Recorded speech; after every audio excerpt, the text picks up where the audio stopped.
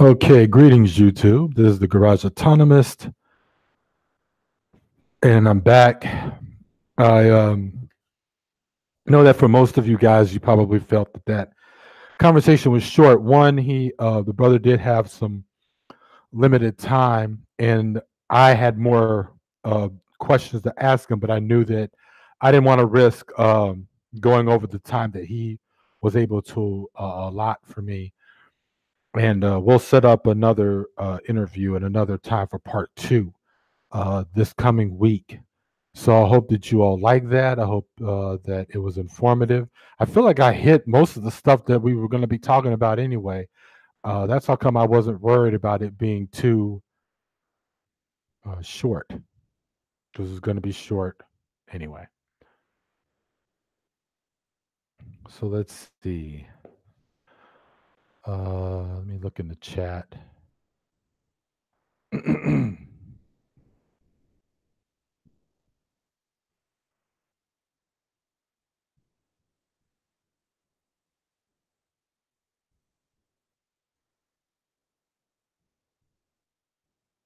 All right. So if you're curious about the title, that's just how part of the thing about my interview with Afro Syndicalist was that I wanted to have enough time I wanted to be able to do an announcement video to post earlier in the week. But again, such is the jackassery of my life, i.e., my job, been so busy that I just didn't even have time to do that. Now, I do have a couple of videos that, and I really do mean it this time, that are in production as we speak. So those will be coming out, but those would have been out earlier this week. Once again, due to the jackassery that is my life. Now, what isn't jackassery was typically family dinner. Family dinner is usually every Friday night, but I went on ahead and skipped family dinner tonight so I could do this. Not that we eat at no time 10:30 at night, but you know what I'm saying. Hey, what's up, Elm City? And if enough people here want to just, also people wonder how, why do you call this open mic and you never throw in the link? I just thought about that. If anyone's ever asked or asked themselves, but they never asked me, I'll be more than happy to throw in a link at any time anyone ever asks when I'm doing an open mic. So, if you want me to do that, I'll do that. Not a problem. In the meantime, I know that everyone right now is talking about the testimony that was given by Dr. Hold on here. Oh, hold on, guys. I just need to answer this text real quick.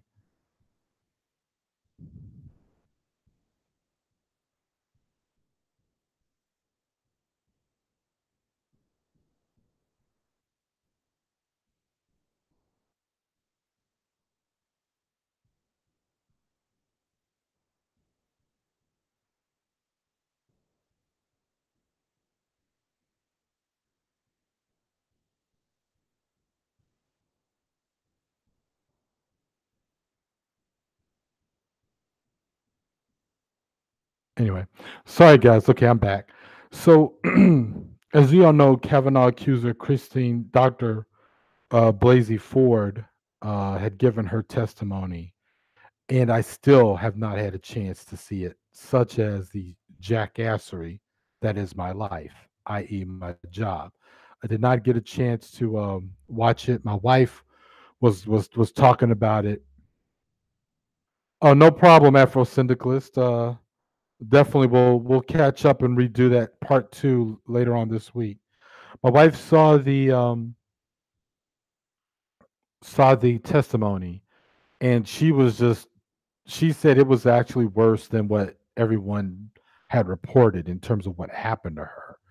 I myself have not had a chance to see it yet because, like I said, such as the jackassery that is my life, so I didn't get a chance to look at it. But if any of you guys have seen it, just let me know what you thought. Um, I don't even know what to say, man. This shit. And the thing is that I know that I just feel like they're going to appoint this dude anyway. That is, of course, if they haven't decided to do that already. I think the decision. I haven't had a chance to look at the news at all today, so I don't know if they've actually made the decision or not.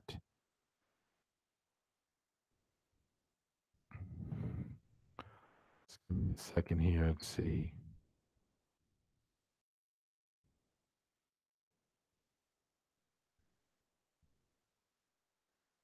Okay, so they delayed the vote as of for now, right? So I mean, this shit is just fucking nuts. I mean, whatever, man. But see, the thing is people just love to go into some of these other questions that they throw out all the time that things like this happen. Well, this happened such a long time ago. Why now? Why bring this up now? Oh, it's because this is a Republican and he's and he's up for the Supreme Court. Let's be clear about why these things happen, and they happen when they do, and then the accuser waits for a certain amount of time where they don't, or because part of it is that it's the men, it's the men, but it's the assaulter who still continues to live a certain kind of life. And if their life continues on with certain successes, being able to advance in society, and in the case of Supreme Court, the reason why certain people's behaviors and their backgrounds and things like this come into public discussion, dialogue, is because, well, I mean, we didn't make up the rules here. Oh, hey, Shelly, what's going on? We didn't make up the rules here. That's pretty much the way it works. When you're up for Supreme Court, people look at things like your voting record. They look at, your voting record, your character, things of this nature. Plus, you got to understand things like rape. Sorry, things like rape, sexual assault come up onto legislation in terms of how we deal with or how we prosecute people and things of that nature. So hold on here. I am gonna go out of my way to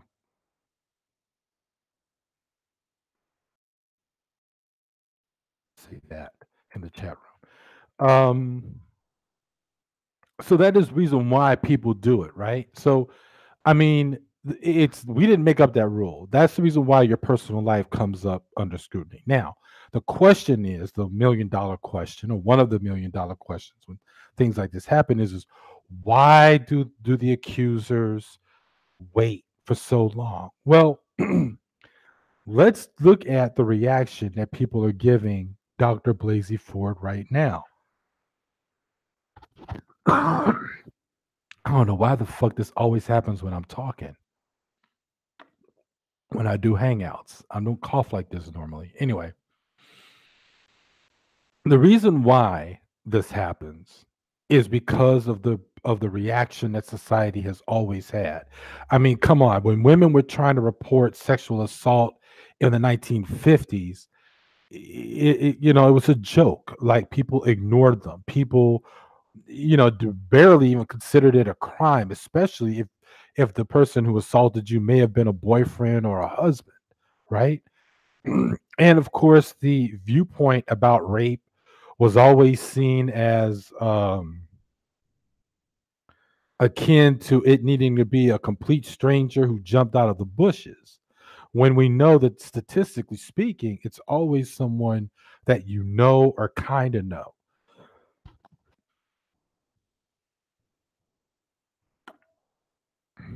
So that's one reason. It's the perception of or how you're going to be treated. Will people take you seriously? Well, the Me Too movement gave the voice or the encouragement for people to speak out. Sorry, part of the whole point of even why it's called the Me Too movement is because people start to say, look, this happened to this person. This person speaking out. Then, in case they were ever assaulted by the same person, they're going to say to themselves, you know what, that happened to me. Me too. That's what happened. So that's the reason why it gives a voice where there was no voice before. So that's the reason why people waited for so long and this kind of thing. I mean, going over to the Bill Cosby case, man, look at how many women. I mean, you're talking about a whole generation of accusers. He has two generation of accusers. And look at how many women that were his age who have gone on record as saying that they too were assaulted by him. And if you consider that time period, nobody would have believed it. And some of them, because they were not black women, were probably afraid of also being accused as being racist or sort of or Emmett Tilling him, so to speak. They were probably afraid of that too, depending on if they were within liberal circles and stuff. So there you have it. So anyway, it's been a crazy fucking week, man. And I made a video in response to some of these questions that people throw around. Now, a video that I do have coming up talks about the idea of women who falsely accuse men, as if like someone like myself, for instance, doesn't believe that false accusations won't happen. The thing is that I do believe that they can happen. Excuse me, but those, statistically speaking, anyway, they often are far and few between. And the problem that I have when people always need to pose the idea that anytime something like this goes public, oh, well, she's probably lying. Well, what if she's lying? The idea of even to ask that is coming from a form of deflect. It's deflection, if anything else. So, anyway, I'm going to talk about it more in the video that I have coming up. The other video that I've got coming up is talking about, and this is the big one. Jenny did an excellent job at this.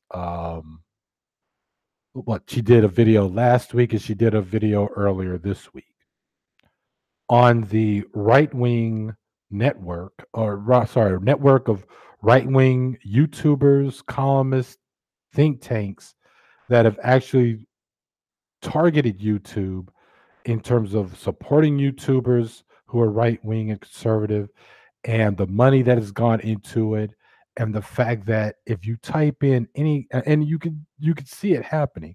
You go in the search bar, if you want to type in the word Marxist, if you want to type in the word feminist, if you want to type in anything, if you were just somebody who just wants to educate yourself and you feel like, hey, I just want to learn what I can, but I'm not a big reader, I just want to watch YouTube videos, fine. The point is that if you type those words in, what are you going to get? You're going to get, of course, supposedly, as the algorithm works, videos that are the most popular. They're the most viewed. They're the most rated. They're the most, shared. And therefore, the videos that you will see on those kinds of subjects are all videos from conservatives and reactionaries who are against those very topics. So if you're trying to learn about feminism, good luck finding an actual feminist video or a feminist content maker to come up in your top in your top hits. What you're going to get And fair enough. I mean, if YouTube is designed for people for videos to come up that gets the most views, gets the most ratings, blah blah blah, and channels that have the highest subscribers. But the thing is that if you have a group or a network of people who have looked at how the algorithm works and decided to game the system to where the only videos that you see on a certain subject happens to come from the opposing side, you just know that there's basically the right wing gaming the system. Now, I'm pretty sure people are going to say, "Oh, poor babies, the left didn't. Why didn't you think of this first?" True, we could have, but we didn't, because that shouldn't have to be that way. It was a concerted effort. The study, all of that stuff, I'm going to go into. I'm going to be using most of my research is coming from the actual study itself, and not the Guardian article that brought up the study.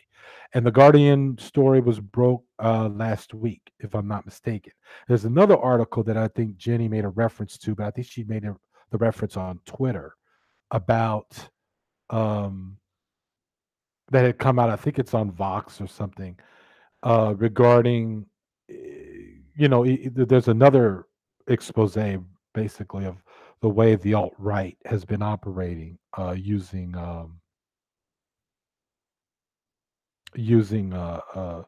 viral media, so social media. So anyway, that's the other video that I'm working on, and I've got other things too, but those are the two that are actually in the chamber, so to speak. I just need to do the video part in terms of the video editing. Now,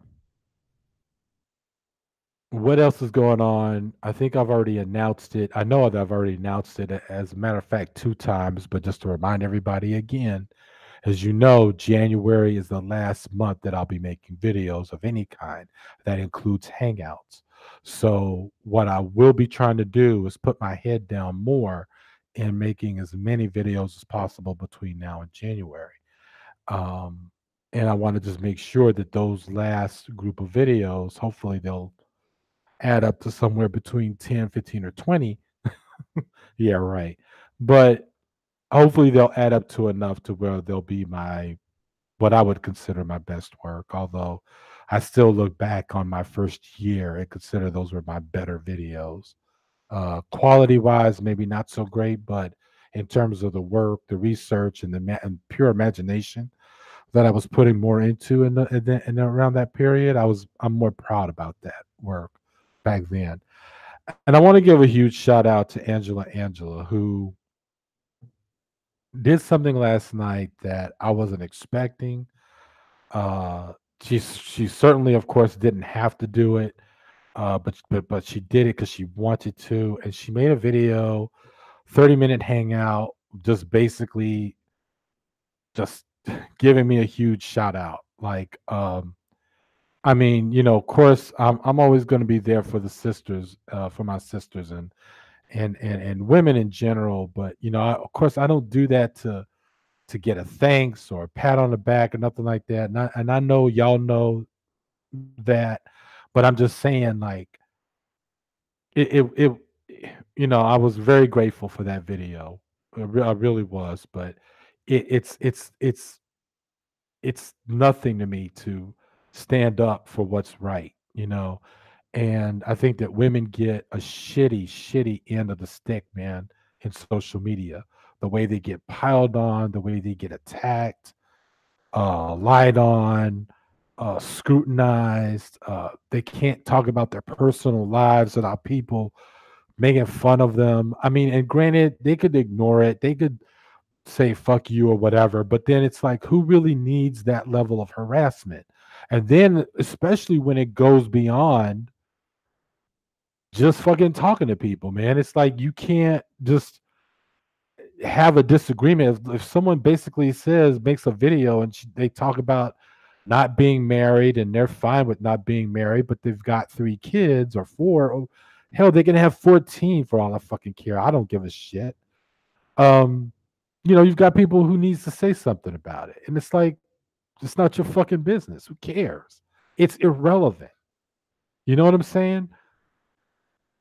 Now, you want to get into conversations about, two-parent household versus single parent. I mean, again, I will say that it is a very superficial argument and conversation to have where you want to say that two-parent households do better than single-parent households. Well, some two-parent households have domestic abuse. Notice that I said some, not all. Some two-parent households don't emphasize education. Some two-parent households don't really necessarily have to be opposite sex households in order to be successful. Like the idea that the two-parent household is some bulletproof vest against all that can happen to a child or the child becoming a failure is bullshit. No. The real truth to the quote unquote ills of the single parent household is not the single parent, okay? Unless, of course, that single parent is abusive, all right? Unless that single parent is an alcoholic, unless that single parent is a drug addict. Outside of that, the only thing that's left is poverty. And it's poverty that creates a kid that's not fairly educated, that is in danger or at risk for school to prison pipeline. Okay, I see Elm City is back. Elm City says, I hate when people blame black single mothers for everything because their mom wasn't shit. Exactly, I agree. Yeah, I agree too. Exactly, Elm City. Um, just because you're mad at your mother. Now, I have to say, man, and I talked about this in my Mother's Day video last May, not this past May, but May of what was that, 2017. Whether we talking about the anti-feminism or just simply just anti-black women or anti-black anti-single mothers of all, whatever flavors or colors or whatever. It always seems that a lot of the people who've got shit to say are people who have issues with their fucking mothers. Now, it's funny because every time, people talk about or they have a stereotype about women who speak out against men or women, really I wouldn't say women who speak out against men, it's more like women who speak out against misogyny and sexism, or women who speak out or feminists. What is the main thing they say? Oh, you must have daddy issues. Well, let's flip it the fucking round. I would say there are probably more people out there who are anti women and anti feminists who have mother issues more than there are quote unquote feminists out there with, no, sorry, more than there are feminists or women in general who have quote unquote daddy issues. There are no daddy issues, first of all, if you don't have a fucking father to begin with. Well, let's talk about who's always home, successful or failure or not. It's always the mother, right? That's who's always taking care of and raising kids in our society. So, if that's the case, I would say that all these so called anti feminists and all these anti women people that we see in social media are really just mad at their mothers. And then you have to wonder, well, what exactly could you possibly fucking be mad about? What, that was the parent who stayed and raised you as opposed to your father who didn't? I mean, just, try to make me understand. Because no one's saying that if your mother used to beat the shit out of you, you should give her a pass. Fuck no. No one's saying that if your mother was an alcoholic or a drug addict. Well, I am saying that when it comes to addiction, that's a whole other kind of conversation to have. But my point is that no one's giving that kind of shit a pass. But the point is that you're adults now. Take your ass to therapy, okay? But coming after black women because you don't like their lifestyle or how many kids they have, whether they're married or not, is bullshit. It is just complete and utter bullshit.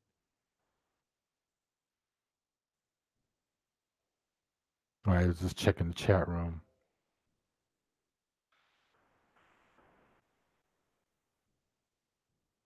So that's pretty much all I wanted to say about that. I've got about Malibu Larry. Hey, what's up, Malibu Larry?